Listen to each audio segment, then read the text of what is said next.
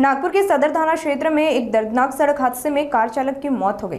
Bairamji town स्थित जगत enclave में सड़क निर्माण कार्य के दौरान रिवर्स लेते डांबर मिक्सर ट्रक ने कार चालक को टक्कर मार दी। हादसे में गंभीर रूप से घायल विजय रामकृष्ण खरबीकर को एलेक्सिस अस्पताल ले जाया गया, जहां डॉक्टरों ने उन्हें मृत घोषित कर दिया। स्थानीय लोगों ने सुरक्षा इंतजामों पर सवाल उठाए हैं। सदर पुलिस ने आरोपी ट्रक चालक के खिलाफ मामला दर्ज कर जाँच शुरू कर दी है।